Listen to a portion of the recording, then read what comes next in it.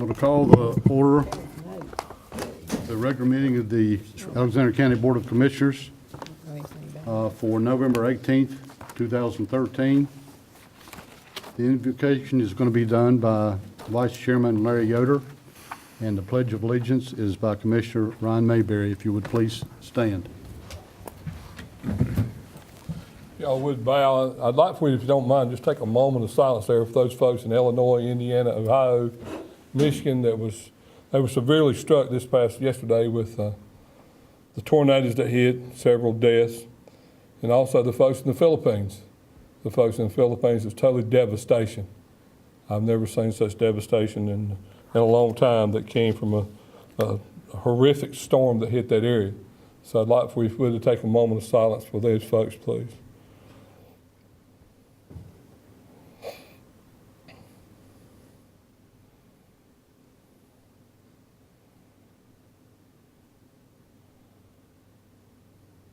As we gather here tonight, we'd appreciate the opportunity that we have, the freedoms to come together, to have meetings, to work on county business.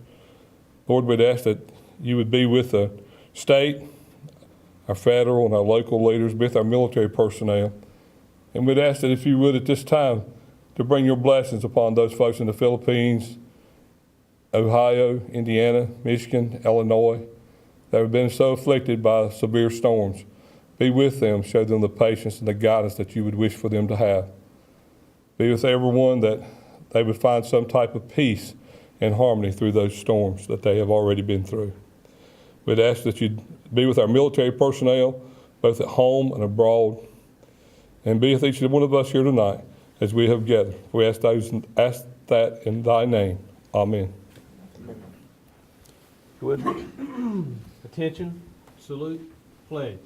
I pledge allegiance to the flag of the United States of America and to the republic for which it stands, one nation, under God, indivisible, with liberty and justice for all.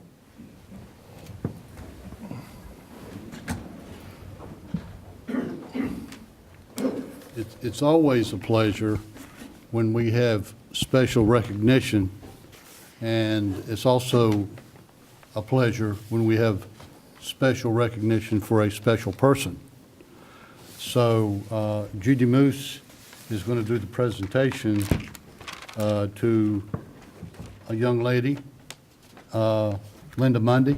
So Linda, if you would stand up to the podium, and Judy, if you go to the podium.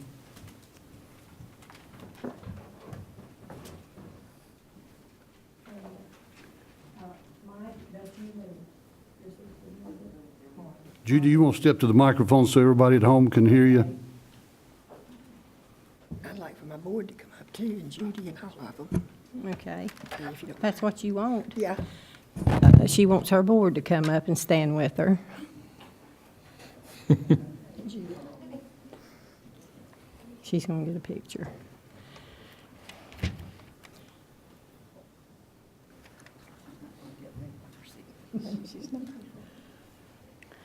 I have the privilege tonight to give this to Linda. I have known Linda since before she was on the Board of Elections. And Linda has always proved to be a good employee. She has always treated people fairly. No matter what, she made them feel important. I never saw her when she didn't make people feel that they were just as important as she was. She's a wonderful person on her job and in her private life. Now, with much pleasure, I am going to present you with a key to the county, and I don't know what you can do with it. But it says that the Alexander County Board of Commissioners bestows this key to the county upon Linda Mundy in recognition of over 15 years of service with the Alexander County Board of Elections Office, presented this day, November 18th, 2013.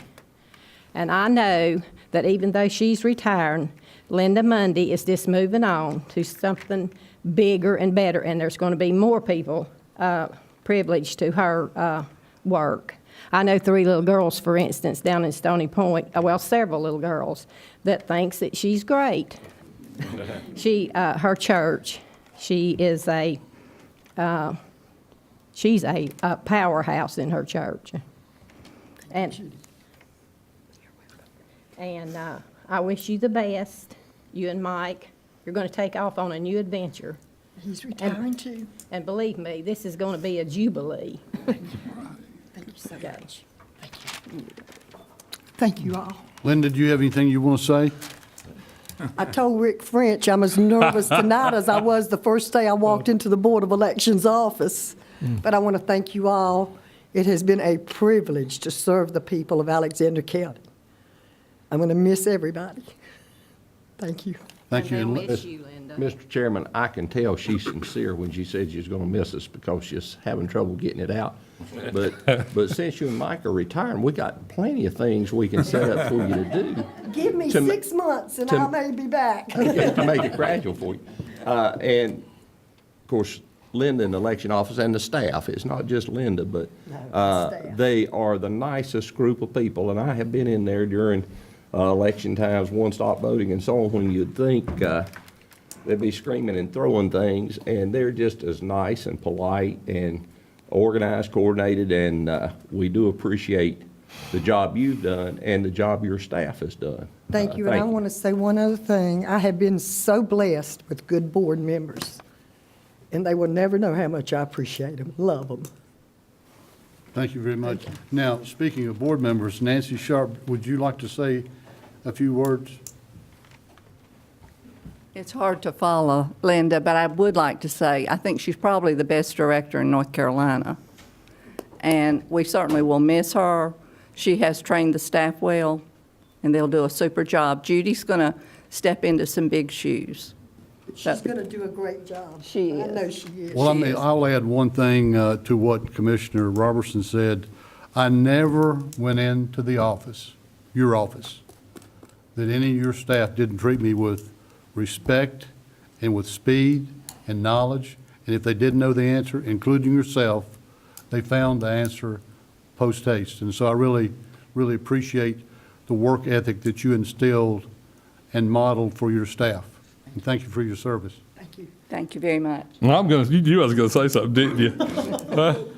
I just want to say that, to you and Mike, congratulations. And I can honestly say that the times that I have been in the Board of Elections, you've kept me on the straight and narrow and made sure that I did what was done, and I appreciate it. I appreciate the fact that you were there to set us straight and to do the things that needed to be done. And I can honestly say, of every candidate or anybody else that I have talked to, you've treated everybody equally, fairly, and honestly. And I'm going to tell you, it's been a privilege for me to have ran for office while you were the chairman of the board of the board director of the Board of Elections, whatever. I just always considered you always there. You're just a person, and all of you work together really well. And I just appreciate the hard work and everything that you did out there to make things really well. And it's always neat. I always called Linda on the elections board, and it didn't make any difference what it was. I'd call her and I'd say, "Are you ready for this?" I did it every election, no matter what it was, because I always knew that somehow or another we need to laugh for a few minutes, because election days and pre-elections for the early voting and everything is tough and it's stressful on the entire staff. But you handled it well, and you were very much a lady and very dignified in the manner in which you did it, and I appreciate that. Thank you. You're welcome. A director is only as good as her staff, That's true. This and is I've had a true. wonderful staff and board. Very Thank y'all good. so much. Linda, thank you. It's been a privilege. Brian, thank you. Thank you all. Thank you, Linda. Rick, Jamie, thank you. Judy, thank you.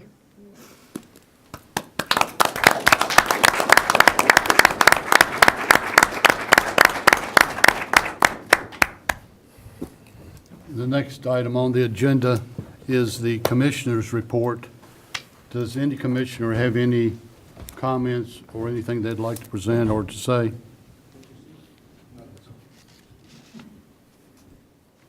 Once again, I will ask, does any commissioner have any comments?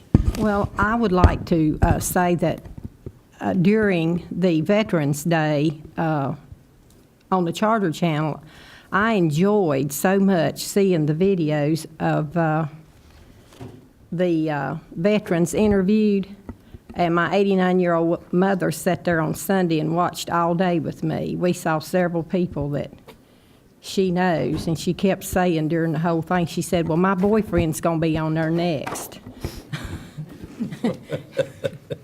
But anyway, I just thought that was really good, and Ginger, that was something.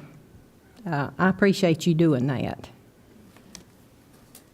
Judy, if I can just add, I think Chad is sitting back in the control room, and people at home can't see him, but they will see Ginger in a minute. But I cannot thank Ginger and Chad for doing those interviews. Unfortunately, we're losing the World War II veterans quickly because they're just aging out, if you will. And it was unfortunate that we didn't get to record some of the veterans that we wanted to, and they passed away before we could record them. One, and I'm not going to go on and on about this, but one that I remember vividly telling me the story, his name was Wade Fox, and he worked for the post office here in Taylorsville forever. And he recounted to Herb Poole, another friend of mine, and also very active in Veterans Affairs, his days spent on Iwo Jima. And it was just unbelievable, the things he had to go through. But unfortunately, we didn't get that on tape. But Ginger and Chad, I appreciate what y'all did recording those videos for posterity. Because I think we've placed them in all the schools, have we not, in the libraries, so forth? Okay. Okay, anybody else have any comments, any other commissioner? Okay. Next is the adoption agenda, and we have two additions to the, one is to the regular agenda, and I want to point that out to the commissioners. If you go down to item number 11 under the agenda, this budget ordinance amendments 8 through 14 are on the agenda. We've also added budget ordinance amendments 15, 16, and 17. So if you'll add that to your agenda. And also on the consent agenda, we've added item J. Am I going too fast? Is item J, which is the Smith-Rogers 24/7 law enforcement legal support contract. Do I hear a motion to adopt the agendas as amended? So move. Do I hear a second? Second. All in favor, raise your right hand. The agendas are adopted. The next item on the agenda is public comment period. And I have a sign-up sheet in front of me. And the first person I have on the sheet is Ron Hams, but I don't see him in the audience tonight. I think was going to talk about water projects. And Mr. French has already talked to him on the telephone, so I don't think he's going to be here tonight. The second person is Judy Kaywood to talk about, Judy, so if you'd come up to the podium and talk about Christmas in Bethlehem, the star lighting. Thank you, Mr. Chairman, Commissioners. Believe it or not, it's almost holiday season again, and I wanted to invite everyone to the annual lighting of the Bethlehem Star that will be on Saturday, December the 7th at 7 o'clock at Mount Pisgah Lutheran Church on Highway 127 in Bethlehem. The star lighting is hosted by the Bethlehem Community Development Association. Activities include a living manger scene and scripture reading by Mount Bethel United Methodist Church, also of Bethlehem, and live music will be presented by the High Rock Quartet. Cub Scout 157 Pack and Boy Scout Troop 157 will serve hot chocolate and apple cider, donated by the Bethlehem Community Development Association, and cookies donated by the Mount Pisgah Church. There will be bonfires, and there will even be a special visit from a singing Santa Claus. The entire Bethlehem community would like to extend a special thank you to Herschel Teague for rebuilding the star after it was damaged by a summer thunderstorm. The star lighting has been an annual event on the first Saturday night in December for more than 30 years and was featured in an article in the December 2008 issue of USA Today Weekend. The one-night event draws more than 1,000 people each year. For more information on the star lighting, you can contact Connie Killian at 495-7775. And then if you're interested in joining the Bethlehem Community Development Association, we meet the fourth Tuesday of each month in the conference room at the Bethlehem Fire Department. Thank you. Judy, thank you. You have anything else you want to add? Okay. It is customary for the Board of Commissioners to declare Christmas in Bethlehem in December, beginning with the date of the annual Bethlehem star lighting. Do I hear a motion to declare Bethlehem December 7th through the 31st of 2013 as Christmas in Bethlehem? Do I hear a motion? So moved. I Go ahead. second it. All in favor, raise your right hand. So we have officially declared December 7th through the 31st, Christmas in Bethlehem. The next item on the agenda is Ginger Annis, Veteran Service Director, Blue Star Memorial. I have to correct myself. About messed up. The Alexander County Veterans Committee has voted to purchase and install a Blue Star Memorial marker to honor the veterans of Alexander County. Just a little background about the memorial. In 1945, the National Council of State Garden Clubs adopted the program and began a Blue Star Highway system. The program was expanded then to include all men and women who had served. It started out as honoring World War II. But they expanded it to honor all who had served, were serving, or would serve in the armed forces of the United States.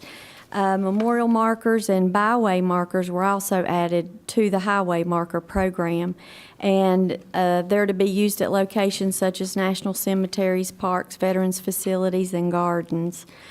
The cost will be covered by VFW Post 5466 and Post 10,000, DAV Chapter 84, Alexander Legion Post 170, and the Veterans Committee.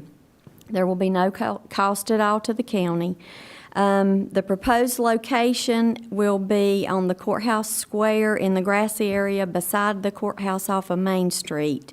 If you go and stand across the street at the former YMCA building and look straight across, it will be over to the right. So it'll be in that little grassy area right there. We're going to plan the dedication because the memorial has to have a formal dedication, and we're planning to do that Memorial Day at the Memorial Day service because that seems fitting. You have the proposed wording in front of you. We're going to have to vote on this at the next Veterans Committee meeting on December 10th to firm up the exact wording because there's only 43 spaces and there's a lot of people that are actually the sponsors or assistant sponsors or whatever. So we're going to have to vote on that at the next Veterans Committee meeting. And we're requesting approval of the county commissioners to move forward with this project. Do I have any questions for Ms. Annis? No, the only question I've got is you've looked around and the place you described you want to locate it is the best place there at the courthouse as far as visibility and so. Yes, I think that will be very fitting.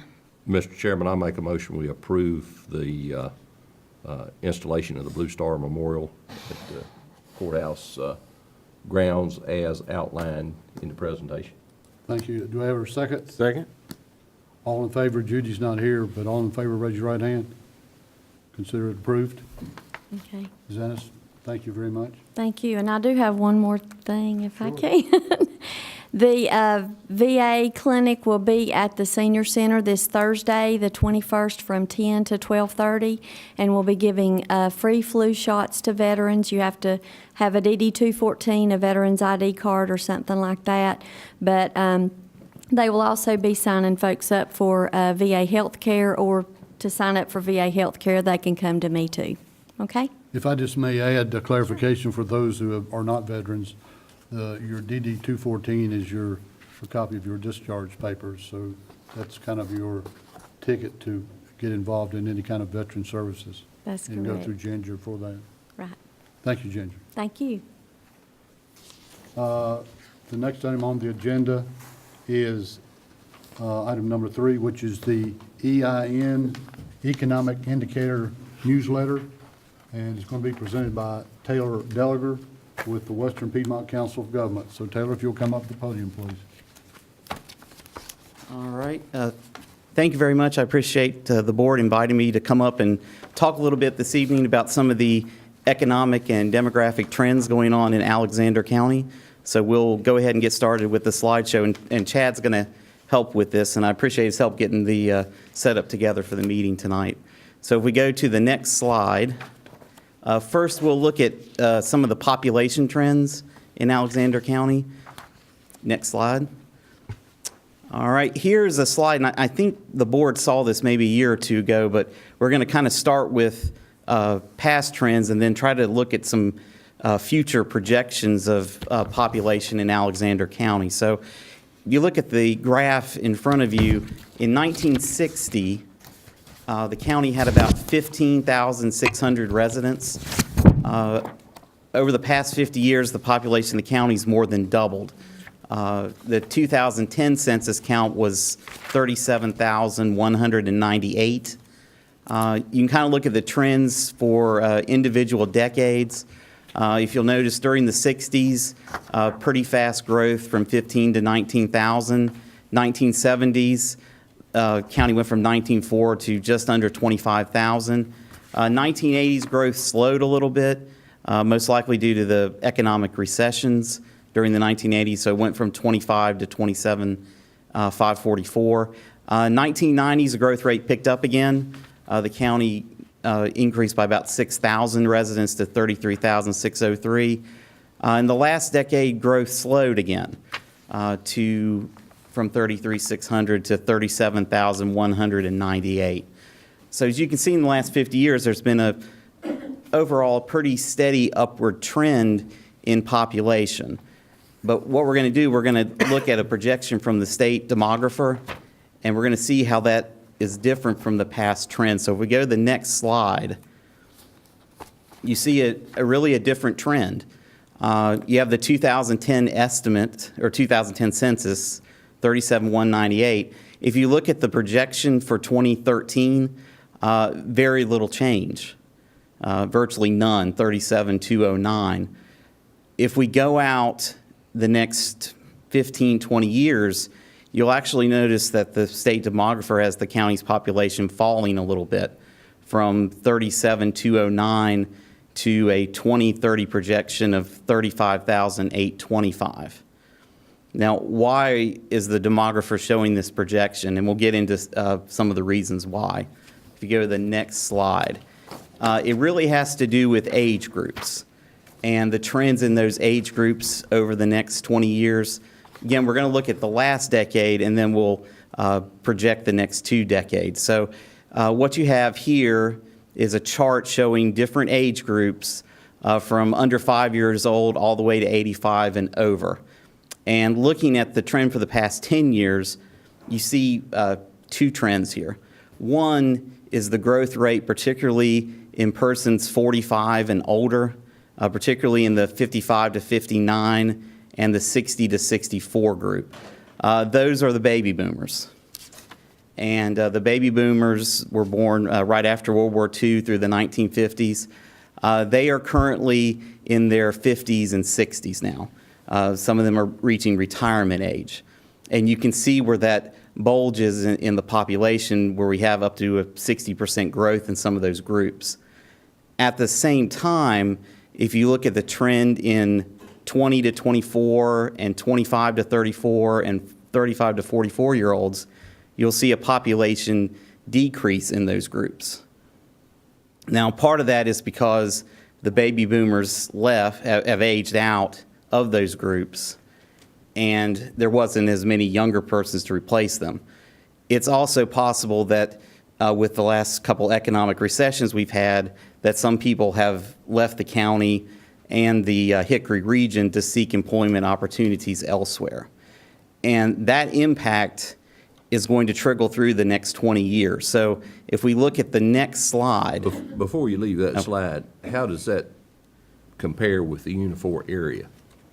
If you look at the Unifor area, you see a very similar trend. Burke and Caldwell, the loss in the 20 to 44 those age groups, it's actually worse. You see 25% decreases in those groups. So that's 1 out of 4 that were in that group in 2000 that are not in 2010.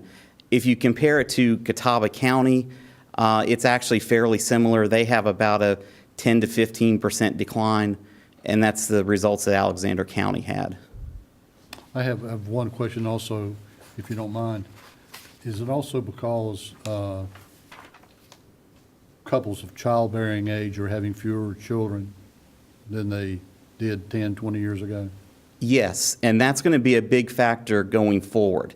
And I think one of the reasons why, if you look at the projections over the next 20 years, and you actually see decreases in the 0 to 19 age group, that's because of fewer children per couple.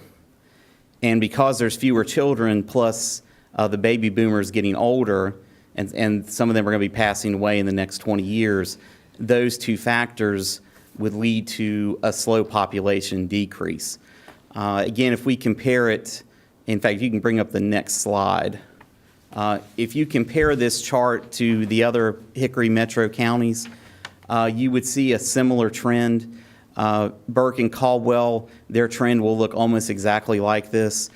Catawba County, they show a slight increase, and that is because of the growth that is expected in the southeastern end of Catawba County because of its proximity to Charlotte and Mooresville and people moving into that area. But everywhere else, we're expecting this same similar population decline.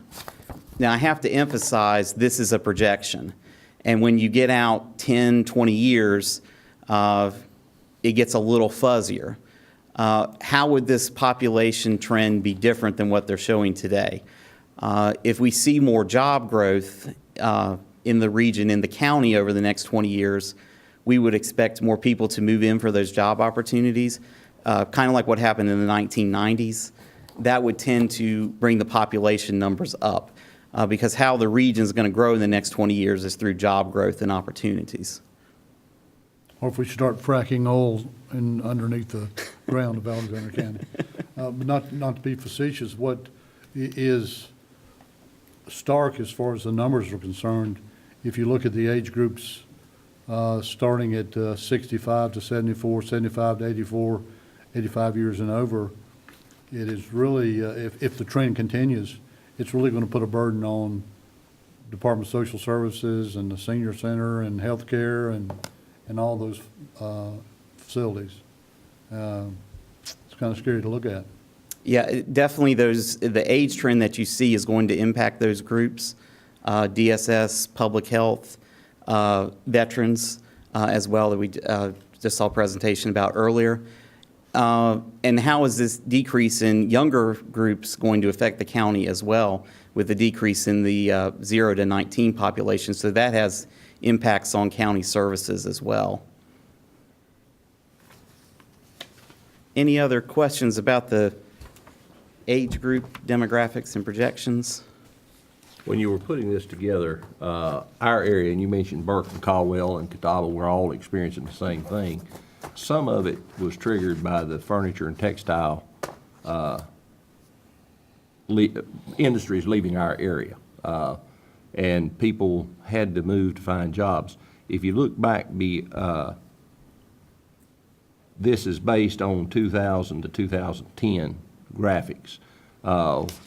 Did you look at the impact of industry loss? That would have been late 1990s to early 2000. How much impact that had on these figures as far as the working age population in the counties? Yes, and it had a very significant impact. With the job losses that we had, and you look at that chart and it shows the growth decreasing between, the overall population growth decreasing between 2000 and 2010 versus the 1990s. In the 1990s, the county and the region was gaining employment rather rapidly. That helped bring in families into the area. population numbers increase more rapidly.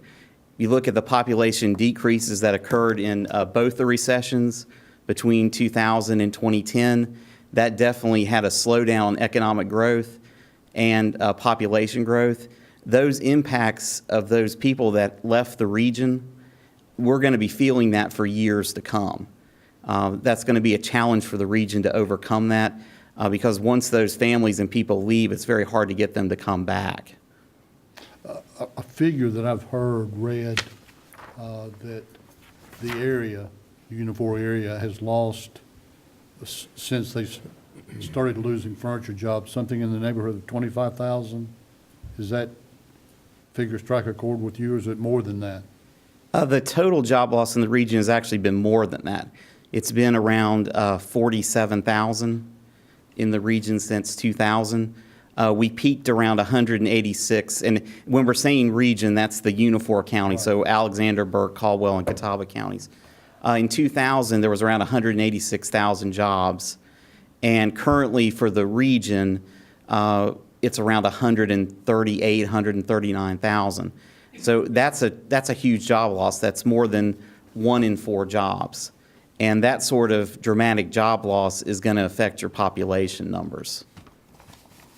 And in fact, if we go to the next slide, this kind of goes to what's happening regionally. I have to throw at least one map in since I'm a geographer, so it wouldn't be a presentation without at least one map. You can see the 4 counties, and this is the projections for census tracts. And what a census tract is, it's kind of a way of dividing the county that the Census Bureau uses to try to figure out in a little more detail what's going on within a county. Alexander County has 7 census tracts. They're labeled between 401 and 407. And you can see on the map, 6 of the 7 census tracts are actually projected to show a slow population decrease over the next 15 to 20 years or so. And you can see a similar trend in Caldwell County and sections of Burke County and even some sections of Catawba County as well. The area in the region that's supposed to grow the fastest over the next 15 to 20 years is that southeastern end of Catawba County where you see census tract 115.03 and 115.04. They also have a little bit of growth around Hickory. But the only one in Alexander County projected to show some increases, 406, and that is between Taylorsville and the Catawba County line along Highway 16. Why do you think they're showing a population increase in that particular area and not, say, Bethlehem or some of the other? Do you have any reasons for that? I think it has to do with a lot with the Highway 16 corridor and with commuters living in Alexander County, traveling down Highway 16 for job opportunities in Conover, Newton, and Hickory. Bethlehem, you're right, it does show a slight decrease there. It was very close to the 0 line. Part of that's probably because it's a little bit more built out than 406 is. That's probably why there's just a little bit of a difference. But the other census tracts, they're generally showing a 5 to 10% loss. They're a little bit further away from the job centers in Hickory and Charlotte, so there's not going to be as much in-migration into those areas, and that's going to tend to lead to a decrease with baby boomers aging out and fewer younger people coming in. If we go to the next slide, you can kind of see some of the details of the census tracts. Again, 406, we're showing an increase for it, 6.8%. Bethlehem, a small net decrease, and the other parts of the county between a 5 and 8% decrease. So if you look at that per year, you're talking about between a quarter to maybe a third or 0.5% decrease per year over the next 15 years. Again, this is a projection, so when we get the 2020 census numbers, hopefully we'll do better than what the state demographer is thinking we're going to do. Any questions about the census tract population numbers? Well, I was thankful to see that we didn't have in Alexander County any red marks like we did in Caldwell, for instance. Yeah, there's some sections in Caldwell where we're showing more than a 10% decrease in population. Areas like the Collettsville area in northern Caldwell County, where we're showing an even bigger decrease because of even fewer younger people moving into those areas. All right, we'll go on to the next slide, and we'll change topics a little bit, although it's definitely related to population. We're going to look at some of the county's employment trends over the long term and over the near term. So we'll go ahead and go to the next slide. And this is a 13-year trend of employment in Alexander County. And I kind of did a snapshot every couple years since 2000 just to see what's been going on with county employment. So these are jobs within the county. We know residents in Alexander County commute to Iredell and Catawba County, but at least this gives a picture of the jobs inside the county. So 2000, we show 10,800. Again, that was when, for the region, we were peaking at around 186,000. The first recession hits between 2000 and 2002. The county lost a net of about 700 jobs, down to 10,125. Over the next 2 years, it kind of stayed flat. After the first recession was over, the county rebounded in jobs some, went from 10,076 to 10,558. So that was a good increase of about 400. Then the second recession hits. In 2008, we were down to 10,200. Then in 2010, that's kind of when the bottom fell out. We went from 10,210 to 8621. So just in that 2-year time frame, the county lost about 14 to 15% of its employment. And that's a lot of jobs lost in a short period of time. And if you looked at the other counties in the region, they would show a very similar trend where in that 2-year time frame, they lost about 15% of their employment. So it's definitely going to take a while to overcome that loss. If we look at the last couple of years, there was a little bit of a recovery between 2010 and 2012, 89-35. And then the most recent quarter of data we have is first quarter 2013, and we're showing 8806 for that. So in that 12-month time period, the county lost a net of around 100 jobs. All right, let's go into some of the details of how this occurred and why this occurred. So if you go to the next slide, this kind of shows how the county's economy has been changing over the last decade. And it goes to some of the previous comments about manufacturing. If you look at Alexander County in 2000, over 50% of the jobs in the county were related to manufacturing. By 2013, that percentage had decreased to 38%. And that's definitely due to some of the losses in furniture and textiles. However, that being said, the county is still more than 4 times the national average for manufacturing. So manufacturing is going to remain a very important component to Alexander County's economy and the regional economy as well.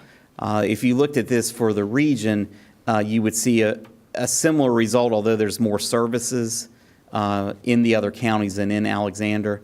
The other trend to notice is public administration, and that's gone from 4% to 12%, and a lot of that has to do with the state prison, because they're counted as government public administration employees. That's why that's gone up from 4 to 12. Retail trade and wholesale trade, that's stayed around 9%. Services gone from 27 to 37%. Part of that's because that manufacturing piece has been shrinking, so it's gained proportionally because of that. When we talk about services, that would include things such as healthcare, education, finance, real estate, things like that. So there's definitely a shift going on, and I think if you went out in the future, probably what you're going to see is that green wedge of services is going to continue to increase. the blue wedge is probably going to continue to decrease. And we've seen that over the last couple of decades, and that's probably going to continue. That's kind of a, I'm sorry, go ahead. No, you go ahead. That's kind of a national trend too as well, isn't it?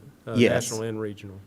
Yes, if you looked at that U.S. trend from 2000 to 2013, in 2000, U.S. manufacturing was much closer to 20%, and now it's under 10%. So it's not just here, it's most of the United States and the region as well. It's down to, it was at 50, around 50 in 2000 for the Unifor area, and it's down to about 26% today. We're becoming more of a service-based economy. Yes.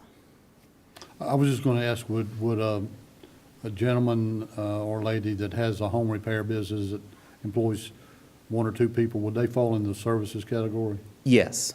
Repair and maintenance would, business services would, administrative services, things like that. That would be under services. Okay. I heard, and I think it was a COG meeting, a quote on what percent of a balanced, if you had a balanced economic base, what percent would be manufacturing? If you looked at it, a balance for the U.S. Yeah, this or is a theoretical theoretical? thing that comes from a wonderful world where nobody lives. But there was a meeting, and they quoted a figure or a percentage for that blue area. And at the time, the Unifor area was much greater, and I wouldn't say twice, but it was significantly higher percentage-wise than what they recommended for a balanced economic community. And I just wondered if you remembered, had that figure or remembered that figure. I remember seeing it, and you're right, it was about 1.5 to 2 times over what they recommended. Now, that report's a few years old, so it may be even a little more out of balance now. But manufacturing is still going to be important. There's no doubt about it. And this region's always going to make things. So it's important to preserve what we have and try to grow the base that we have. But balance is an issue, because one of the things that really hurt this region between 2000 and 2010, most of those job losses were in manufacturing. So to kind of go to your point, you can't have all your eggs in one basket. You've got to have your eggs in lots of baskets. So if one area gets hit, it's not as severe as if you have all your eggs in one basket. All right, we'll go on to the next slide. We're going to look at some of the more recent employment trends in the county now. And the next slide coming up, this looks at the unemployment rate. And what I've done here, I've got 3 lines on here. One is the North Carolina unemployment rate trends in the green. The red line is the Hickory MSA Unifor County trend. And then the blue line is Alexander County's trend. And you can see there's been a pretty steady decline in this. For the region and the county, in August 2009, the unemployment rate was over 14%. August 2013, the county's rate actually is down to 8.1. So the county's actually gone from being well above the state average to actually being a little bit below the state average. The Hickory MSA has decreased from 14% to 9%. Now the question becomes, is this because of employment growth, or is it because people have left the labor force, which would impact your unemployment numbers, because if they're not participating in the labor force, they don't get counted. So let's look at what proportion is from employment growth versus labor force decreasing. And that's on the next slide.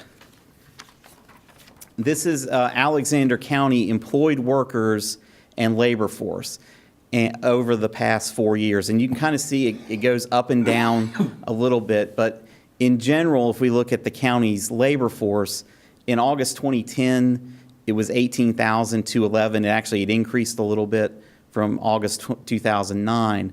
Since August 2010, the labor force has decreased to 17,499. There's 2 trends that are causing that. One is the baby boomers are getting older and some of them are retiring. If they retire, they're not counted in the labor force. However, the labor force has also decreased because people have left the labor force, whether it's because they've given up looking for employment or they've left the county or left the region and gone elsewhere. So that's that part of it. If you look at the number of employed between August 2009 and August 2013, we have seen an increase there. It's gone from 15,522 to 16,084. So that's gone up 500. So if you look at both factors for Alexander County, it appears that about half of the unemployment rate decrease is because of employment growth, but the other half is from labor force decreasing. Again, looking at it regionally, you would see a fairly similar trend. So unemployment rate doesn't tell the whole story. You actually have to look at the number of people employed, jobs within the county plus within the region. And that's why I wanted to show that slide. And I believe that's the same trend nationally too, as well. Is that correct? Yes. People are leaving the labor force. Yes, and the national rate, of course, it's been sliding for the last couple of years. And again, it's probably about that 50-50 split between labor force decreasing and people finding employment. Let me just kind of drill down on that a little bit, because you hear all sorts of figures on the news. Just so I understand it, the job growth in this country is not keeping up with population growth. Is that a fair statement? In other words, we're not adding jobs fast enough to keep up with the population growth. Is that true or not true? That's correct. If you look at really the last two years, most months there has been gains in employment, but you really need about 200,000 jobs nationally just to keep up with the pace of population growth. So if you see a gain of 150,000, for instance, it's true that jobs have been added, but it's not enough to keep up with new persons entering the labor force looking for work. So nationally, we need about 200,000 a month just to break even, and most months we haven't done that. All right, if we go to the next slide, now we're going to look at trends in the last year. And what I've done, I've kind of looked at the county employment sectors that have gained the most employment or lost the most employment over the past 12 months of data that we have. If you look at employment losses, the biggest loss was actually in administrative and support services. And what this sector is, that's actually temp workers. This number is a little bit different than the other counties in the region. If you looked at Catawba and Burke in particular, they've had large increases in administrative and support services. But Alexander did not. It actually showed a little bit of a decrease. What I'm hoping what's going on here is hopefully some of these temp workers have found more permanent work, but I don't really have any way to prove that other than the two numbers. The other one that was a little surprising to me was repair and maintenance. It showed a decrease as well of 38 jobs. I was a little surprised by this because I would think that with people wanting to keep their equipment longer, not making larger purchases, that you would at least see this stay the same or maybe increase a little bit. But we had a bit of a decrease there. And then you can see some of the others, merchant wholesalers, educational services, and general merchandise stores. They're not large decreases. I want to emphasize that too. But for those people that lost jobs in those sectors, it's definitely significant for them. All right, let's move on from losses to employment gains. The biggest gain in Alexander County was in plastics and rubber products manufacturing. And you see an increase of 47 jobs there. So that's definitely a positive trend. Food services and drinking places, you see an increase up 41 in that service sector. Animal production had an increase of 30. So we are seeing an increase in agriculture in the county. Membership organizations and associations, that's churches mostly in Alexander County. So it actually went up a little bit. And then finally, professional and technical services. We're seeing that trend nationally as well, where businesses need expertise and they hire firms to do that for them to solve a problem that they can't solve themselves. So they bring in technical and professional support. Can I ask a question? Under animal production and aquaculture, and you may not know the answer, but a friend of mine down east, a college roommate of mine, moved from growing tobacco to raising tilapia in ponds, which is, I would consider aquaculture. What kind of aquaculture do we have in Alexander County? That category for Alexander County, I assume that's almost all animal production and not aquaculture. These are industries from the North American Industry Classification System, and they lump them together. So whether you're raising cattle or raising chickens or hogs or fish, in that case, they put them all in the same category. Okay. All right, we move on to the next slide. This is the change in total employment. Again, I wanted to put this in just to kind of see where Alexander County compares with the other counties that surround it. And it really has varied. Burke and Catawba and Iredell, they've all had significant increases over the past 12 months. Again, a lot of those are in that administrative services. A lot of them are temporary workers.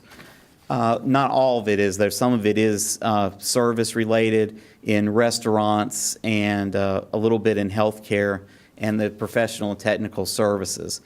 So that's helped to drive those three counties up. Caldwell and Wilkes, they've had bigger numerical decreases in employment than Alexander has. And they've been continuing to lose in some of those same categories, particularly manufacturing. So that kind of gives you an idea how the county's faring versus those counties around it. And that is important since Alexander does have a lot of commuter workers to those counties. Any questions about employment? I just see, maybe you know this, as far as the growth in Catawba County, 1,429 jobs first quarter from 2012, 2013. I know that Catawba County has a lot of call centers now. Is that factored into this number? Yes. That would be, warehousing has been another one that's seen increases in Catawba County. That would be factored in. And they've had a couple of manufacturing sectors that have actually shown some gains as well. That would be factored in that too. Okay. All right. We'll go on to the next slide, and we'll kind of cover a couple other topics quickly. Next, we'll look at wage and poverty trends. And if we go to the next slide, this is the Alexander County average weekly wage over the past 3 years from 2010 to 2013. And you can see an increase there from $523 per week to $555 per week. That's an increase of about 6%. One thing I did was I compared that to the national inflation rate to see how the two compared. The inflation rate over that 3-year period is 7%.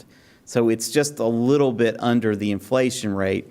That's a number I look at because that has to do with the buying power of the consumer. So we're close to that inflation rate, but falling a little bit behind in that. And that's a trend, again, if you looked at the Unifor counties, they would show very similar numbers to this. Okay, next slide. Poverty in median household. Last week on Thursday, the U.S. Census Bureau released new data from the American Community Survey.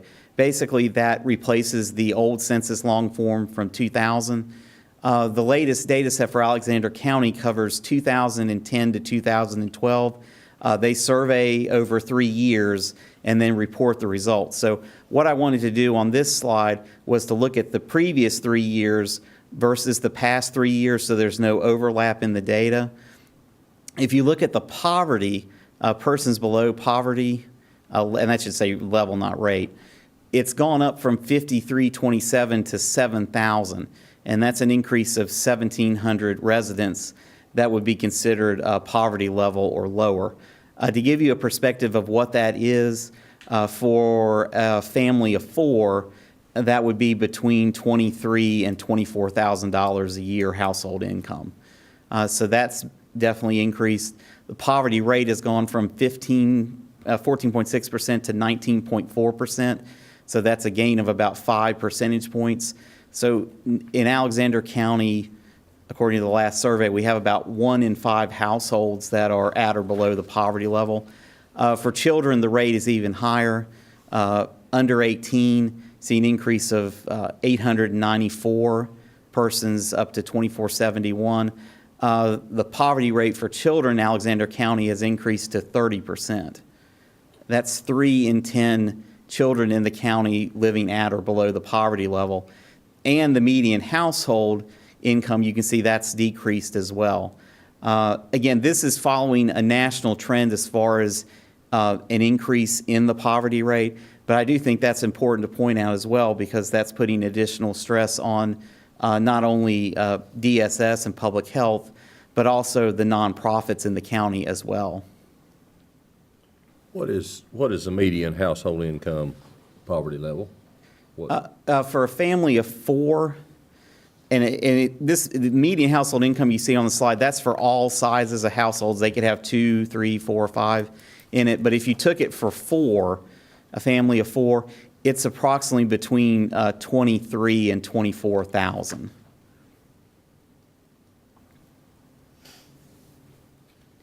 All right, we'll go to the next slide.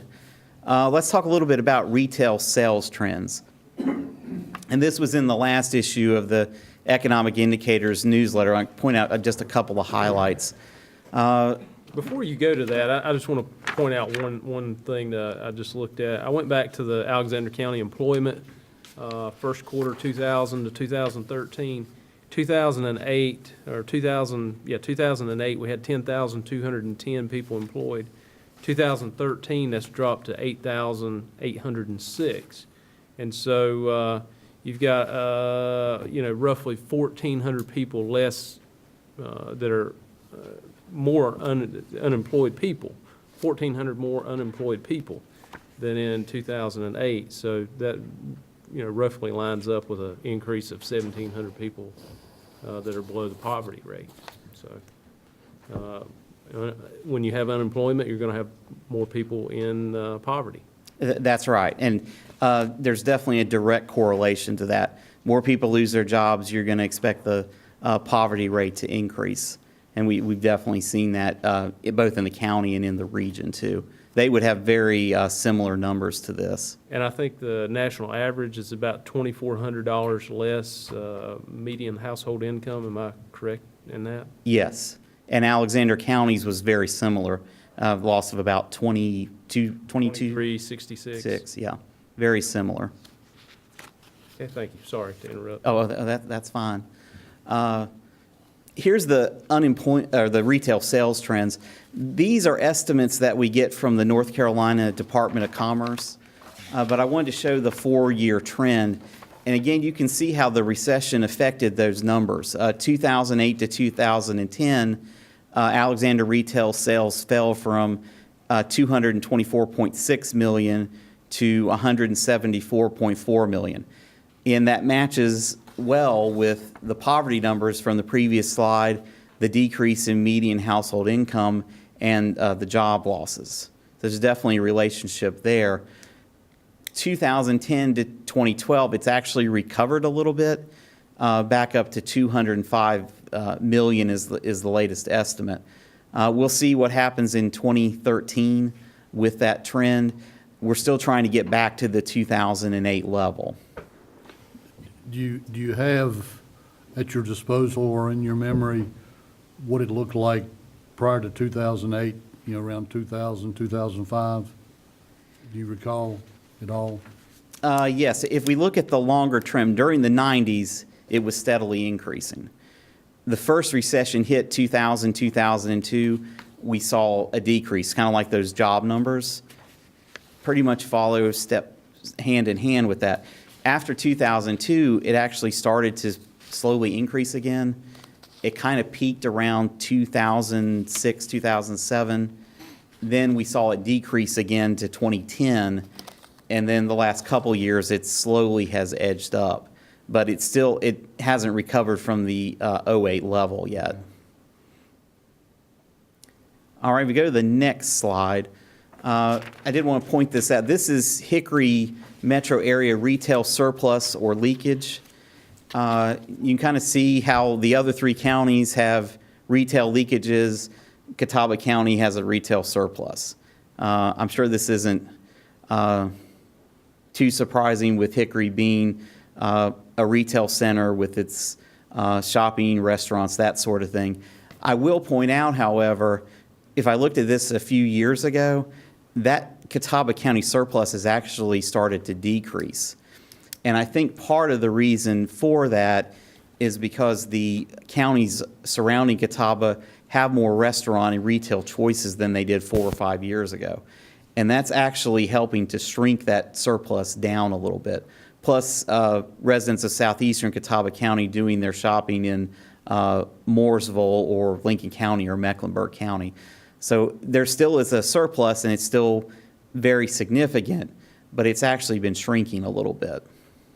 So basically, what this slide says is that we have $130 million in retail sales that go either to Wilkes County, Caldwell County, Iredell, or Catawba. Correct. Yeah. Or is not being spent. So some of that came down because of the recession. It wasn't being spent too, so that factors in there. Okay. Yeah, people don't have disposable income. Yeah, if they have less disposable income, that's going to tend to lead to that retail leakage as well, because this is the potential what they could be spending. So other counties, particularly Catawba and Iredell, they're capturing more of that, so they have retail surpluses. All right, if we go to the next slide, let's look a little bit about housing trends. Again, this is a slide that was shown at a previous board meeting. This housing is going to follow population as far as numbers. So between 1970 and 2000, the number of housing units in the county doubled. We've gone from 6,400 in 1970. During the 70s, we had lots of houses being added. We went to 9,300. In 1980s, we added another 1,800. 1990s, we added about a little less than 2,000.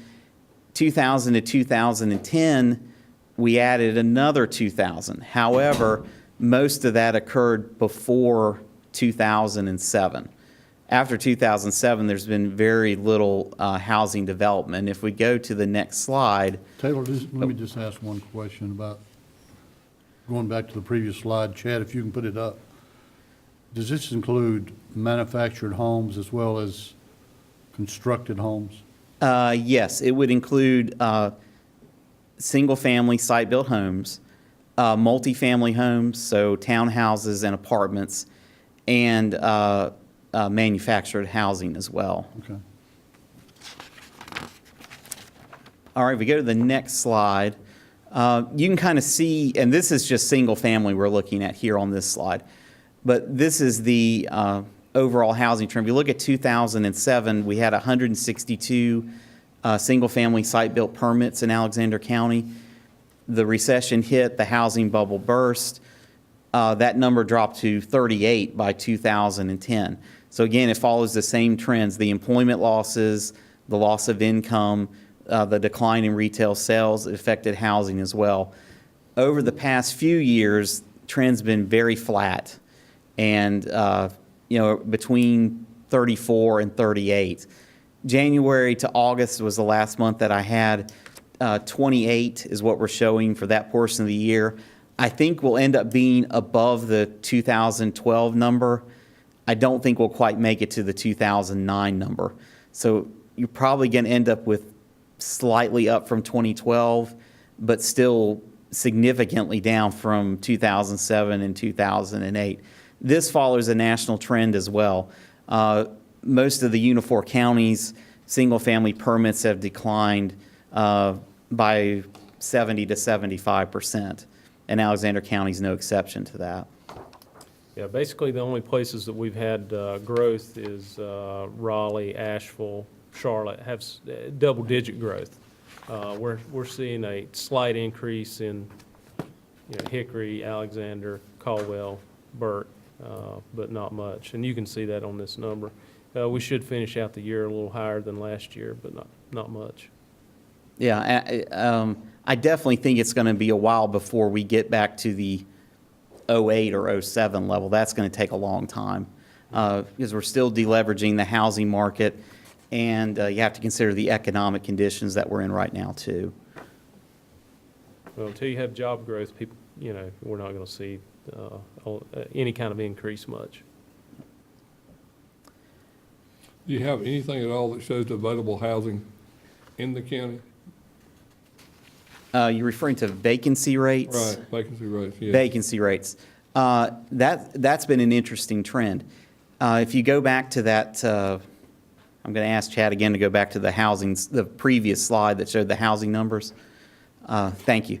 The 2000 to 2010, you'll notice that the housing number went up by about 2,000, but our population growth really slowed. That caused an increase in vacant housing units within the county. I don't have the number in front of me, but for the region, it's gone up between 50 and 100, some say 50 or 100%, depending on where you are in the county. The number of vacant units available in 2000 versus 2010. So there's been a significant increase in that. We have a lot more vacant units today than we had 10 years ago or 20 years ago. Again, I think that's definitely related to employment. Okay, we'll go to the next slide and the next slide. And talk real briefly about foreclosures, because this trend has been a positive, it's positive one for the county in the last year. You can definitely see 2000 to 2010, we had a significant increase in the number of foreclosure cases, went from 62 to 200. But in the last couple years, that number has started to fall. It's gone from 200, 2012 was 167. You can see the numbers January through September, we're at 111. So since we only have a couple months to go, I think we're going to have the fewest number of foreclosure cases since 2008 in Alexander County. That'll follow the region as well. There's a couple of reasons for that. One is the foreclosure counseling services that both the council government provides and some of the others in the region. That has definitely helped homeowners keep their houses. I definitely think that's a positive. The other thing is a lot of the homes that were in foreclosure in 2008, 2009 because of the housing bubble and employment losses, a lot of those have already worked themselves through the system. So I think it's a combination of both of those factors, as well as some of the legal decisions that have come out in the last couple of years as well. All right, we'll go on the next slide. Educational attainment, we'll finish with this topic. Just got one slide on this. I do think it's, when you look at it going forward for the county and the region, educational attainment is going to be very, very important in order to attract the best jobs possible. And I wanted to look at some of the trends to see how Alexander County was doing. So again, we got new data that came out on Thursday of last week, the 2010 to 2012 American Community Survey. If we look at the last 3 years versus 07 to 09, persons over 25 with high school or higher, we see an increase there. It's gone up by 886 from 76.8% to 78.8%. So that tells me that there is progress being made. And I think the work that the school system does and CVCC, Alexander Campus, GED courses, that's helped. And you can see those results where we have an increase in that. Persons over 25, some college or two-year degree, that's basically stayed flat. And that's pretty much within the margin of error of the survey. So we have about the same today as we did a few years ago. Persons over 25, four-year degree or higher, just a slight increase there. 0.2%. Again, that's probably within the margin of error of the survey. Getting both the 2-year degree up and the 4-year degree and higher up is going to be very important, because all the surveys that I've looked at, all the data that I've looked at indicates that more education you have, the higher your income is likely to be. And you can see the jump from under high school to high school, some college, 2-year, 4-year. You can very clearly see that. So education is going to be really, really important going forward. I think if you go back to some of your first slides too, what's also important is to create job opportunities in the county to retain and offer job opportunities for these people with higher degrees and GED degrees, so that they have a job when they finish their education, as opposed to migrating to other counties for their employment. That's going to be very critical, because we're giving students the tools when they get those degrees, but they have to have job opportunities, because of course they're going to seek it elsewhere if they can't find it within the region. Yeah, absolutely. To me, going forward, this, and I think I've been saying this for years to different groups, but I still think this is the #1 issue, is getting educational attainment levels up, and that'll lead to economic development opportunities. The flip side of that's true too. If we have jobs, some of the young people will stay here that have been leaving the area. So it's a two-edged sword on that count. If you've got the jobs, they'll stay or they'll come back. If you don't have the jobs, they won't. At the same time, if you don't have them, you can't attract some of those jobs either. So. Yeah, I definitely agree with that. It's not only retaining the people that we have, but we also want to have good opportunities to bring families into the area. With the quality of life we have, I think there's definitely a chance of doing that, but you have to have those job opportunities, or else they'll overlook the area and go somewhere else. So yeah, I definitely agree with that. Taylor, do you have anything else you want to offer us? I think that's my last slide, but I'll be glad to answer any other questions. I want to make a comment. The Secretary of Commerce was at COG office several weeks ago, a couple months ago now. But anyway, in years gone by, and Rick, you'll have to go back and pull the years, we've looked at what we needed to do in Alexander County, because we're in the Metrolina, the Charlotte Economic Development Region. That's where we've been. And we're a rural county on the fringe of that. We looked at changing, and Asheville, we're the same thing. If we go to Winston-Salem, Greensboro, we're the same thing. But the Department of Commerce is still looking at attracting industry, but they're putting together, I'll call it an economic development zone, Northwest North Carolina, to try to come up with methods to increase the sales for products generated in Northwest North Carolina. And if you go back, we've talked about furniture and textiles, what happened there. And I had sticker shock a while ago when I figured out how old I was going to be in 2030. But I can also remember back a little bit of what was going on 50 years ago. And we had people in Alexander County and counties across Northwest North Carolina that created the Northwest North Carolina Community Development Association to attract industry into this area. And the big industries they attracted and encouraged and that grew were furniture and textiles. And now I think the Department of Commerce is making a realistic look at what they can do in Northwest North Carolina to help get growth for the industries and businesses that are left in this part of the state, because it's going to be, I think it'll be easier increasing sales to grow the businesses and industry than it will be to get new business and industry to come in to Northwest. And if you want to comment on that or throw something at me, you go right ahead. I've actually looked at employment change in those economic development regions that you're referring to.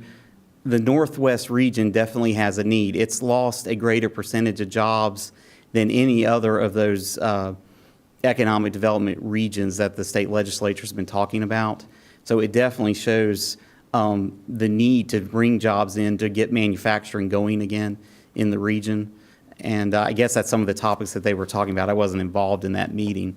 But it definitely shows our region is in need of whatever assistance we can get from the state on that. Any other commissioner have any comments or questions? Well, I'd just like to make one comment. Going back to the page on foreclosures, we're showing a decrease in the number of foreclosures in the county, which is good, but there's a lot of people may not know that the Western Piedmont Council of Governments, they provide a service to try to help people, a counseling service to try to avoid foreclosure. So you can contact, and I don't know who the contact is over there, but just call Western Piedmont Council of Governments, or you can call the county administration office, and they'll put you in, give you the phone number. But they're located in, well, you guys have moved, so. We're in Longview now, but we're just off of Highway 321, so it's not a long drive at all from anywhere in Alexander County. And our counselors do a really great job. They're definitely there to help people in need. So, definitely give them a call, give the county a call. We'll get you to the right people. And telephone number is 828-322-9191. And just dial that number, and they'll get you to the right person to get started on that process. What, 322-9191? 322-9191, yeah. That's our general number, and they'll get you to the right person. And Commissioner Mayberry, that's an excellent point you made, because I have individuals that I know that have availed themselves of the services through Western Piedmont. They're now able to stay in their homes. So they do provide good counseling and mitigation of foreclosure. So we appreciate that. Any other questions or comments? Taylor, again, thanks. Very interesting information. Thank you very much, and thanks to Chad for helping with the IT. So he did a great job. Thank you. Thank you very much for coming. Thank you. Item next, and I hope she brought samples with her that she's going to give everybody in the audience, is Dottie Watkins, the owner of Emerald Hollow Mine and Hidnite Gems, and Gary Herman with the Alexander County Economic Development Corporation. Thank you, Mr. Chairman, Commissioners. Of course, here of late, the county has been trying to bolster our tourism efforts and try to attract visitors into Alexander County. As all of you know, we recently launched visitalexandernc.com. Well, I've kind of been keeping a pulse on those kind of things, and a real good news story came up that I found in the USA Today, and this is a good news story, and we're pleased to have Dottie Watkins with us tonight. We'll go into the presentation.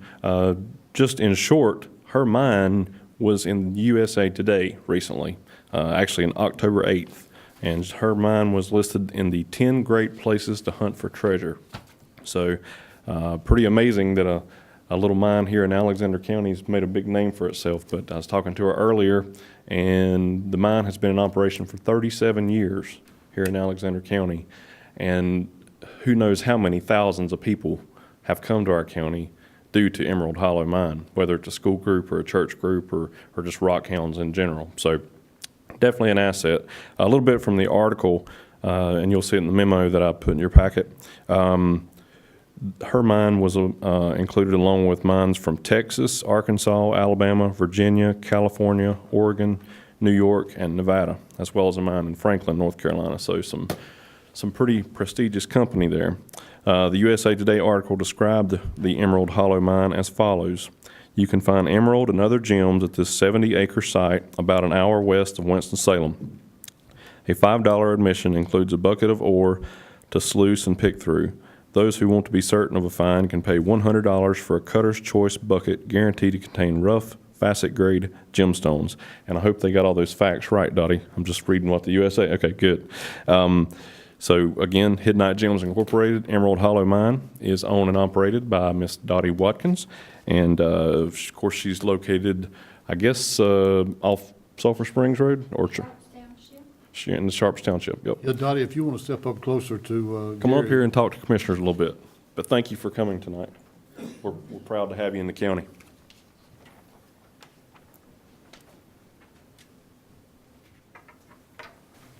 In 1986, we flipped a coin to go to Arkansas or to come here. 38 years ago. And thank God we made the right choice. Here, we met people who wanted to find something for nothing. Here, we met school children. Among the school children is how and where everything that we are today came from, is educating the children. Today, I have grandparents who bring their children, and the mothers and fathers that bring their children, and schools as far away as Virginia, South Carolina, Tennessee, within 3 to 4 hour drive. It's hard to believe. Come to see what we have done. It's taken a long time. We have built a crystal fountain. It is operational, and we'll start holding weddings there this coming year to help also the growth of this county. We've done a lot of things to improve the life of people in this county and all of the children throughout North Carolina. You'd be surprised at the children who have never seen a creek. They think that our holding pond is a creek, and we have to explain to them, no, this is not a creek. You'll get to go to the creek. But each child that comes always leaves with treasures. And then when they get older, they bring those treasures back. And he said, did I bring some? I wore some. And they could get them cut into these kind of stones. It's a full circle. You come in, you hunt for gems. You can do it the easy way where we've already dug in case you are like me today. I happen to be crippled from leg surgery, but if you are able to swing the big heavy picks and work the way they did in the days of Mr. Hidden and Thomas Edison to find the gems, or have slaves do it for you, whichever the case might have been in those days. Back in the 1890s, that was very possible. They traveled from All Healing Springs to Sulphur Springs to Diamond Jim Lucas' house and to Statesville. The older people bathed in the Sulphur Spring waters. The younger, our age folks had tea parties. And of course the young people courted and the children just had fun. This was their summer home. And here they learned of green bolts. And there came the fame of Alexander County. Glad to share it with you and hope you'll come share it with me. Dottie, I have a couple of questions for you.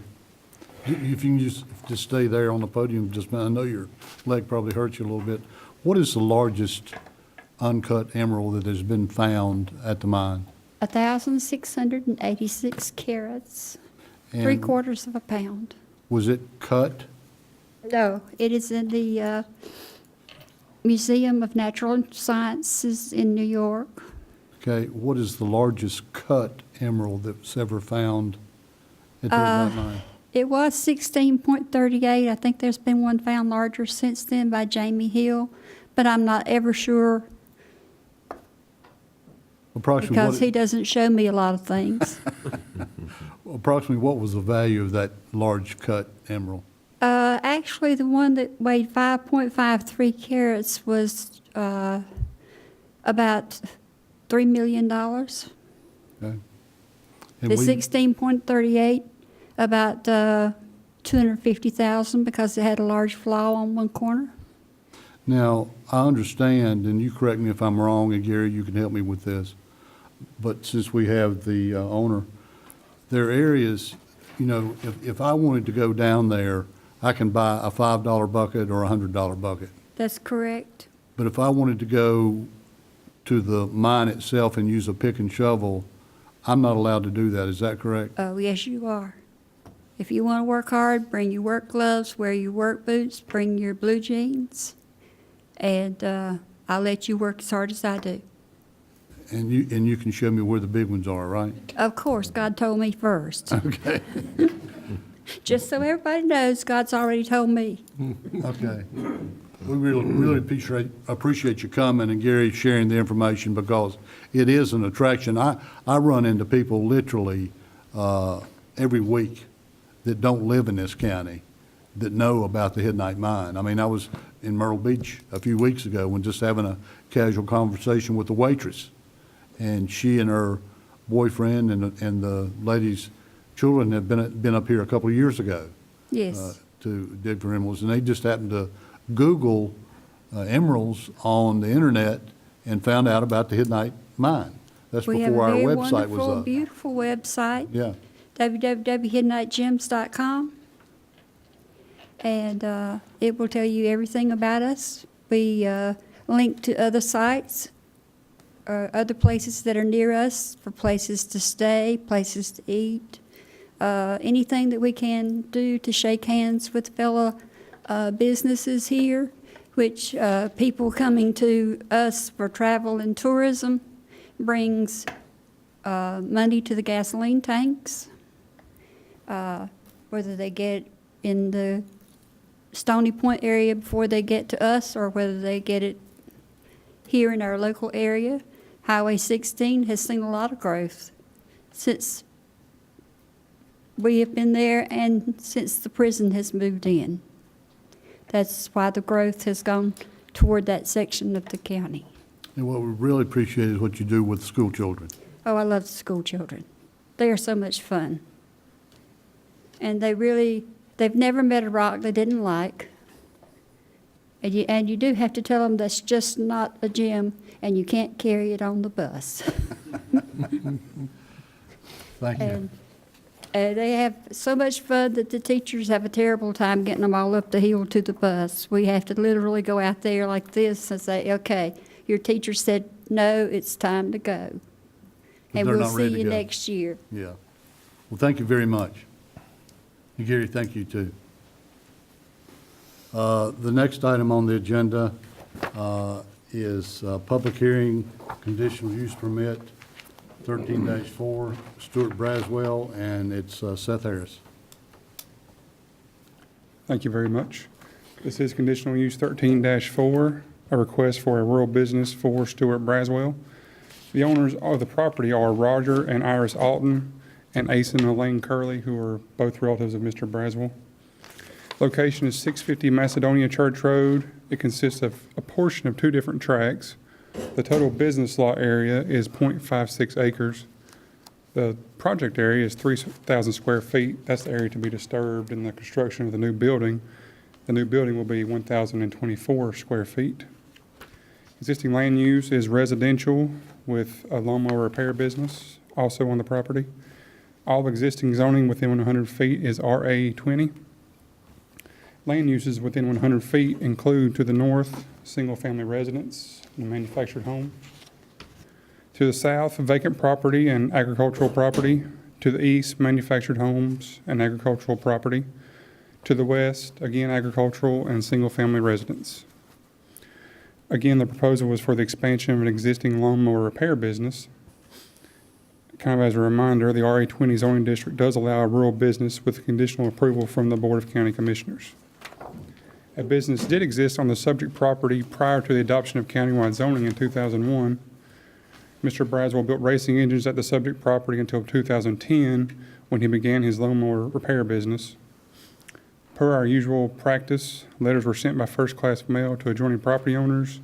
A sign was posted at the property, and a legal advertisement was placed in the Taylorsville Times to announce the public hearing. Staff has not received any calls about this request. Staff does recommend approval of the conditional use permit with the following conditions. No open storage of parts, scrap metal, or other items that may constitute a violation of the solid waste ordinance. Number 2, no open storage of mowers or other vehicles not owned by the property owner. Number 3, 1 row of landscaping as specified by section 154.039 of the zoning ordinance. And number 4, business hours shall be limited to the hours between 8 a.m. and 8 p.m. Monday through Sunday. If we go to the next slide. Go through some pictures here. Here's a picture of the survey map. You can see the proposed building, maybe in the center of the map there, and the property to be divided up around that proposed business. Next slide. This is an aerial view showing the existing building, which is actually to the left of that red square. There's a small building there. That's where his existing lawnmower repair business is at. The Braswell owns all 3 tracks that we saw in the beginning. His relatives do. Go back to the beginning. Okay, Back one more. one more. All right, now, you're showing that dark spot, that's where the lawnmower repair business is gonna be. Yes, sir. And the same people own the 2 Hatch properties, and is the Braswells, or that's family? It's family. I believe it's his sisters own those 2 Hatch properties. One's Roger and Iris Alton, and then Ace and Elaine Curley. If I'm not mistaken, Ace and Elaine Curley own the piece where the majority of his business building is going to be located at, the kind of V-shaped property there. And Seth, where would the one row of landscaping, where would that go? That would be kind of up to your discretion. Really to the east is agricultural property. There is a manufactured home on that V-shaped piece of property there that it's owned by family, but you could require it around the whole perimeter of, if you go to the next slide, you could require it around the whole perimeter of that 0.12 acre tract, and then maybe the west, south, and east of that 0.44 acre tract. Or it's really up to your discretion. We can adjust that, or whatever you advise. The thing there in the corner, I can't read it. Is that proposed building, or is that the land tract that the building's gonna be built on? That's a proposed building. How close is it to the property line? Well, if you see those little squiggly marks. That's all I can see, squiggly marks. I Squiggly can't marks, read yeah. the thing. There's 2 little kind of Z-shaped pieces. That means that all that property will be eventually deeded together. Mr. Braswell's here too to answer come any up. questions. Yeah. Would you like to see a print of it? I've got a full print with me, if it would help. Yeah, if you've got something, because this is right on the property line, and if you've got an agreement to where someday it's all gonna be the same owner, that's one thing, but if we're looking at potentially 3 pieces of property to be handled separately, that's something else again. Sure. Yeah. Actually, what we were proposing, I'm sorry.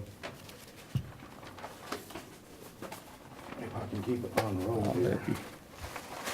This is actually a site plan right here, so this existing property line here will not be in question anymore. It's been resurveyed now. Okay. With this being the surrounding property line. So these 3 tracks are all one owner now? Yes, sir. All right. Okay. And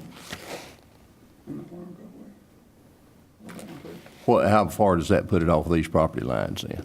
Well, this property line right here will not be existing Yeah, anymore. from this corner of this building to this line. To this line, Yes, it's sir. about 80 feet right here. Well, we'd measure it perpendicular to this line, but Perpendicular is yeah. about 55 feet. Okay, all right. Okay. Now then, are these 3 tracks now owned by the same person? They Or will is- be owned by me. It's in Mark Davis's hand right now. All right. Transferred. All right, This was actually my mother and father's track right here, okay, and I'm purchasing from my sisters these 2 tracks. all right. When do you think the closing's gonna take place? That's on the building itself? Well, no, or the deeds Oh, transfer? he should have taken, as a matter of fact, Mark told me today, he would probably take the rest of these today to be recorded. Seth, I'd like for you to explain to me why we're having to deal with this. Is it because it's was not zoned business? That's correct. It's zoned. That's the reason? That's the reason, right? Okay, it has nothing to do with anybody complaining or anything? No, it doesn't. Okay. He came to us for approval, and Okay, this is one way to accommodate this expansion of the business. We can make, we Go can ahead. make a condition, this approval conditional on this transaction Oh, going that'll be a through. So, fact. Right, making the combination of Because, land. and I don't have any doubts that you're doing what you say you're gonna do, but, you'll find this strange, but sometimes things don't happen like we've talked about too, so. Seth, is your recommendation that we approve it? Yes, ma'am. Okay, I make a motion that we approve it. Mr. Chairman, this is a public hearing, therefore the public hearing has to be closed Yeah. Okay, prior to sorry. any motions being made. And it was, somebody mentioned about, the screening. Yes. Have you thought about which side you're gonna screen? Are you gonna screen all sides, or? Actually, I was looking at screening the east and the south side. Can you just point that out on the, make sure because I can't read, I'm like Darrell, I can't. East is this back side one, and Chad. south's this side. Okay. If you can go back one, Chad. I can- Map's located north. So towards the Klein property and then towards the Chatham property. Okay. If down the road, somebody buys property to the north or west, and they don't wanna look at your shop, are you gonna have a problem with putting some buffers? That wouldn't be a problem at all. I think that probably needs to be stated too, because right now, you own enough property around there, I'm not sure whether anybody would see it or not.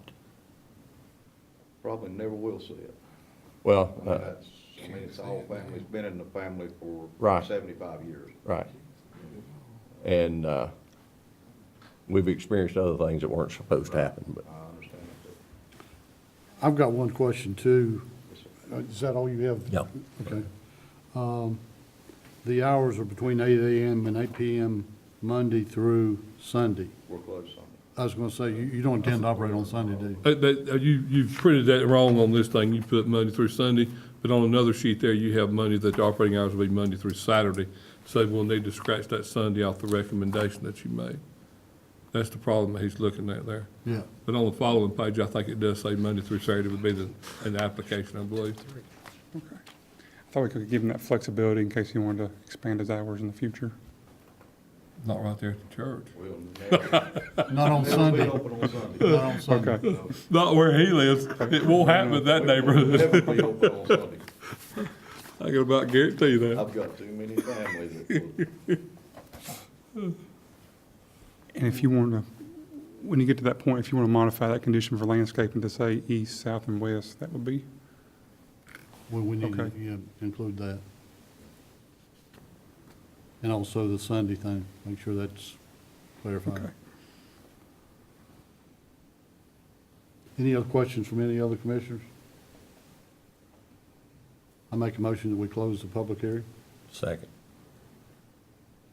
All in favor? Well, raise your- You might want to ask him if anybody else wants to speak. Does anybody else want to speak in opposition or in support of the rezoning? Hearing none, I second your motion. make your second motion. And all in favor of closing public hearing, raise your right hand. Hearing closed. And Ms. Moose, you had a motion to approve. I do. I make a motion that we accept it. Do I hear a second? Mr. Chairman, if you don't mind, I mean, based on the fact that Commissioner Moose made the motion, in order to make the motion so that everyone will understand the conditional use permit, you have to state the following conditions in that motion as it pertains to the subject property by state statute. Okay. So I'm just saying that because that's just the way it is, nothing, because that's just the way you have to do it. So if she'd like to amend her motion. Ms. Moose, would you like to amend your motion to include the? Okay, I'm not understanding what Larry's saying. Well, if you look right there where it says staff recommendations, Okay. okay? All the And things then we with talked the about. exceptions, all the things that we talked about, including the perimeters for putting up the shrubbery around it to block sound and vision, those things, and making sure that the subject property is properly deeded to the person making the Okay. application. I mean, that's just the way you have to do it because of state law, that's all. I Okay, well- apologize. Okay, I do make a motion that we accept the conditional use permit on these, that we have stated, that Larry has stated.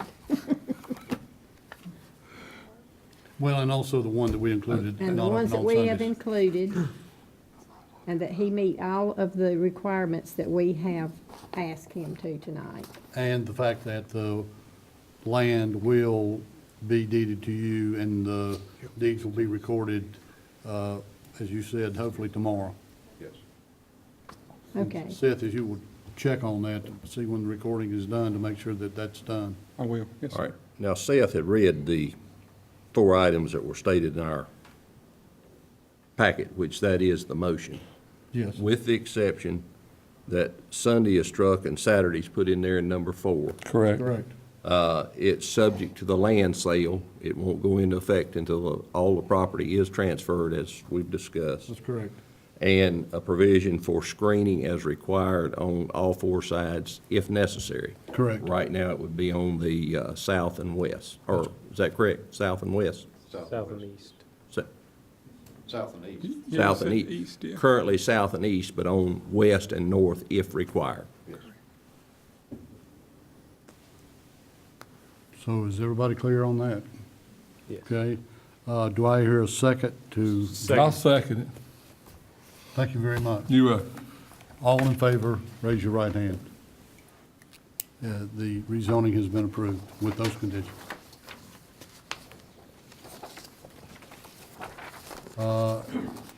Next is County Manager Rick French, and it's the update on county cell phone allowance policy. Treatment is non-taxable. Thank you, Mr. Chairman. What this is an update to the policy that was adopted in July of 2010 to reflect the IRS changes. And it now reflects the non-taxable treatment of employer-provided cell phones and cell phone allowances for employee-owned cell phones. For sake of time, I mean, if you've had the policy, it's pretty much following the practice that we have now, and I'd recommend that we approve it as changed. Any questions to Mr. French? Is there a motion to approve the new cell phone policy? Move to approve. Second. All in favor, raise your right hand. It's been approved. Next item on the agenda is adoption of 2014 Alexander County holiday schedule. And I'm going to, if you give me a moment to get to that schedule, I'm going to read, I've got it. I'm going to read the dates, if y'all will indulge me, that will be the holiday for 2014. It'll be New Year's Day, January 1st, which is a Wednesday, 2014. Martin Luther King Jr.'s birthday, January 20th, 2014, which is a Monday. Good Friday, April 18th, 2014, which is a Friday. Memorial Day, May 26th, 2014, which is a Monday. Independence Day, July 4th, 2014, which is a Friday. Labor Day, September 1st, 2014, which is a Monday. And Veterans Day, November 11th, 2014, which is a Tuesday. Thanksgiving, November 27th and 28th, 2014, Thursday and Friday. And Christmas, December 24th and 25th, 2014, Wednesday and Thursday. Do I hear a motion to approve those days? So moved. Second. All in favor, raise your right hand. Okay. The next item on the agenda is the adoption of the county commission meeting schedule for 2014. And I'm going to read those dates also. January 6, 2014, February 3rd, 2014, March 17th, and March 24th, 2014, April 7th, 2014, May 5 and May 19, 2014, June 2nd, 2014, July 7, 2014, August 4th, 2014, September 8th, 2014, October 6th, 2014, November 3rd, 2014, and December 1st, 2014. And just a note, meetings will be held at 6 p.m. at the Alexander County CVC campus in the room we're in currently. Do I hear a motion to approve these dates? Well, before we do that, I'd like to say, we need to, July the 7th, I think that's too close to July the 4th. I'd like to see that date pushed back some, Push back or move back a week or two. forward? 14th or Forward. Because you've got people that are still going to be on vacation that may need to be here. And I'm not talking about just commissioners, we have staff. Do you have a recommended date, Commissioner Mayberry?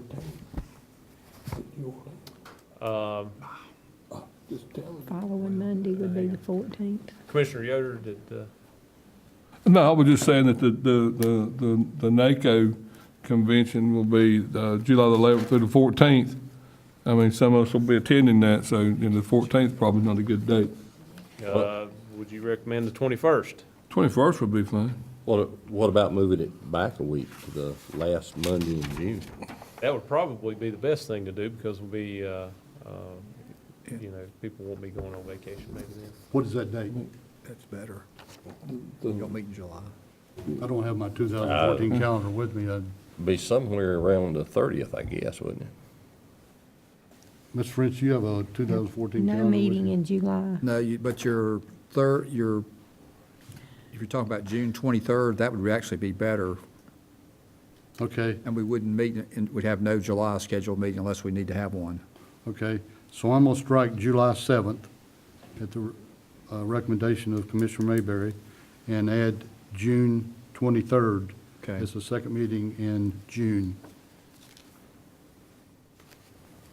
Then we go to August 4th, 2014, September 8th, 2014, October 6th, 2014, and November 3rd, 2014, and December 1st, 2014. And again, the meetings will be held in this room on the CVC campus at 6 p.m.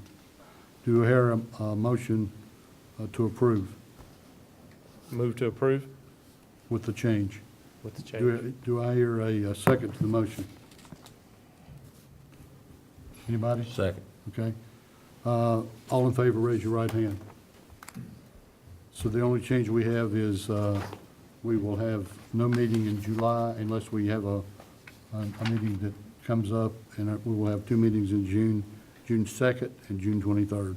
And just a footnote, Mr. Chairman, there may be some occasions there in the last 6 months where additional meetings have to be scheduled, just based on Sure. the workflow for the county. Yeah, work sessions and whatever.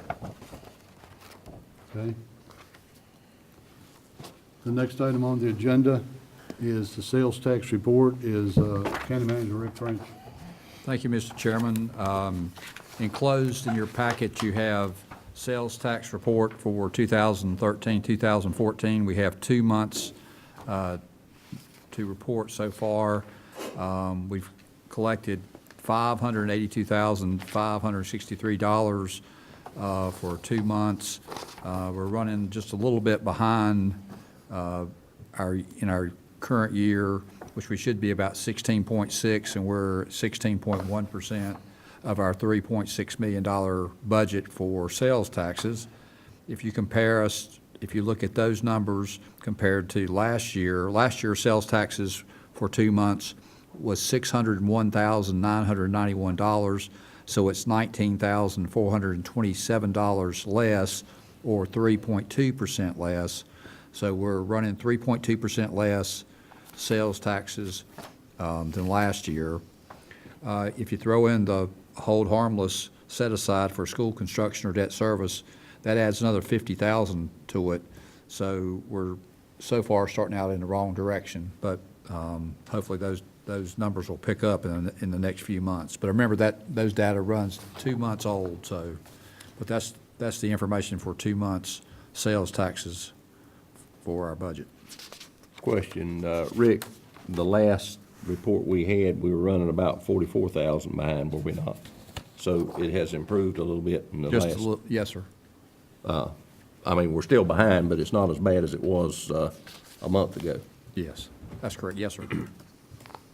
Any other questions of County Manager Rick French? If not, we were going to go to item number 10 on the agenda, which is board appointments and reappointments. And this is County Manager Rick French. And the first is A, which is Building Services Advisory Committee. Reappoint the Building Services Advisory Committee, Clint Canada, Brent Fox, Mark Foy, David Land, Tony Lackey, Larry Jenkins, Seth Harris, Lynn Teague, Bert Gibson, Commissioner Robertson, Commissioner Mayberry, and also the Smoky Mountain Board members.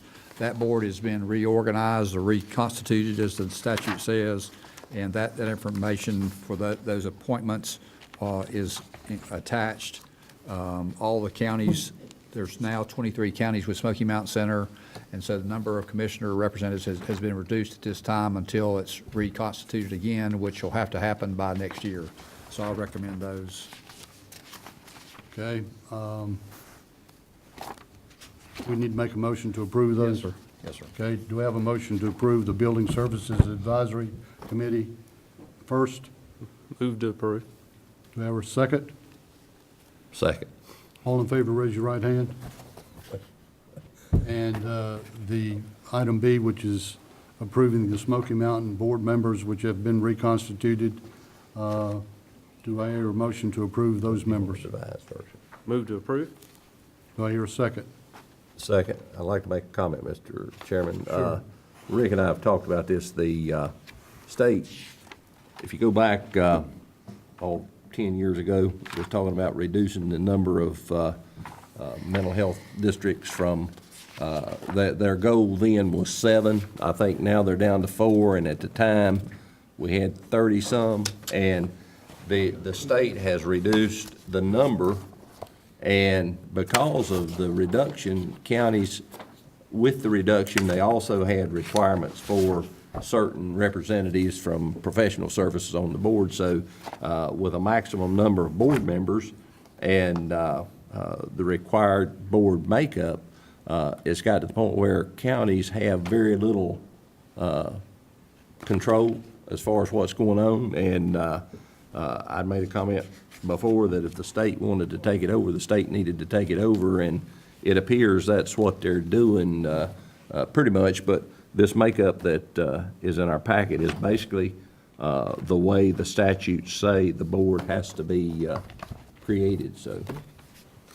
Okay, thank you for that clarification. There was a move, I believe, Commissioner Robertson and Raleigh at one time that they was trying to get on all these boards. They wanted a commissioner from each county to serve on that board. And I guess they'll probably fight for that again this next session. Any other comments? If not, we're going to move to. I need to call for the vote. Okay. All in favor of the Smoky Mountain Board members and the Building Services Advisory Committee? Raise your right hand. Stands approved. And we will go to item number 11, which is budget ordinance amendments 8 through 14, 15, 16, and 17, and that's County Manager Rick French. Thank you, Mr. Chairman. The budget amendments that you have, as presented, they do not take new money out of fund balance. They take money out of, they do take money out of fund balance, but it's through grants and through other reductions. So I just want to say that going in. Budget amendment, ordinance amendment number 8 is the budget to refund North Carolina Juvenile Justice unused balances from JCPC Council and Rainbow Center Temporary Shelter Care, to decrease the extension service budget due to reduced funding from the United Way for 2013-2014, and to increase the social services budget for transportation funds passed through Western Piedmont Regional Transit Authority. Number 9 is quite lengthy. It's to increase the health department budget for additional WIC funds.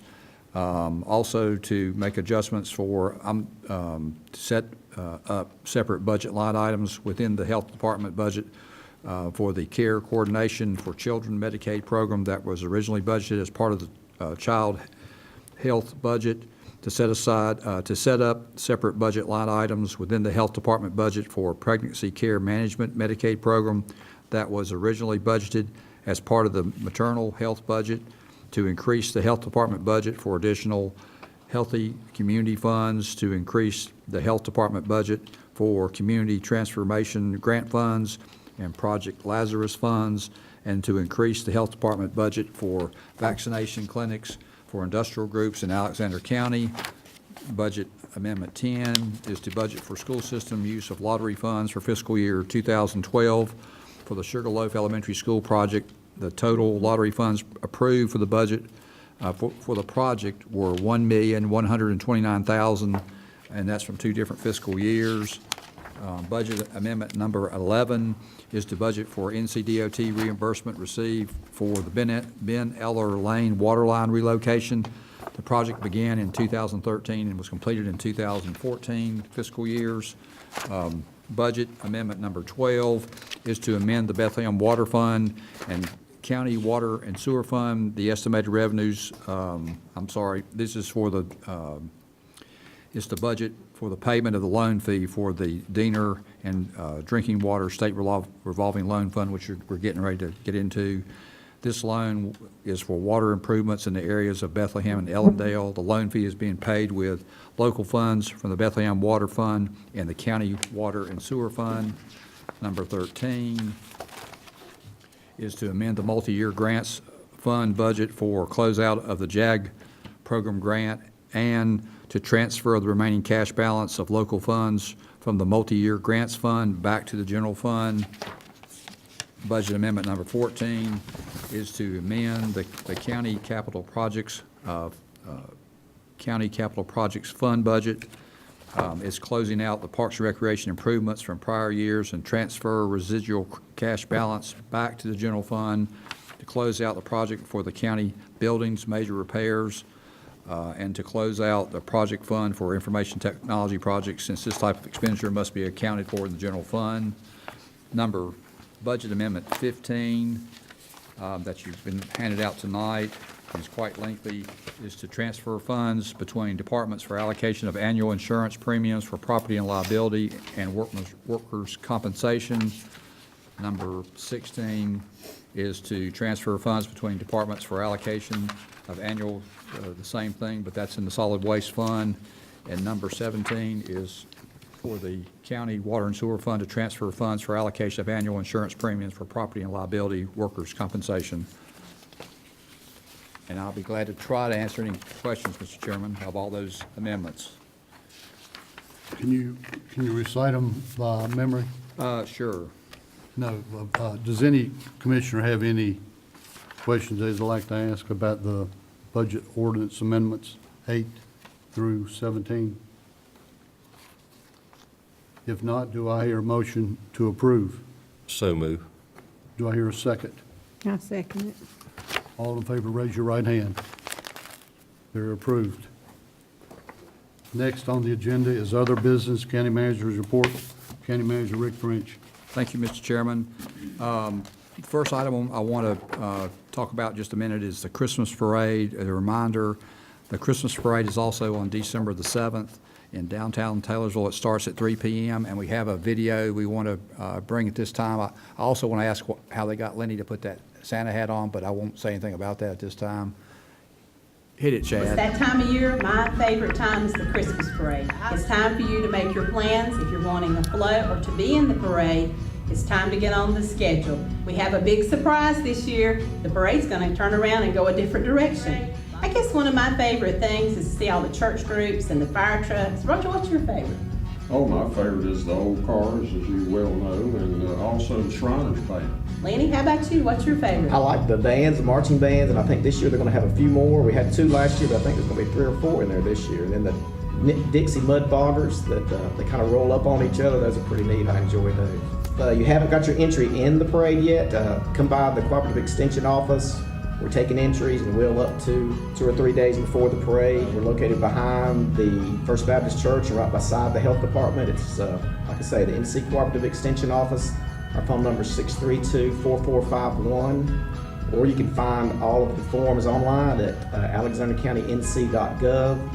floats/parade. If you have some questions about what floats are available or some more detailed questions, you might want to call Dwayne Coley. Dwayne can help you out, and his number is 632-1366.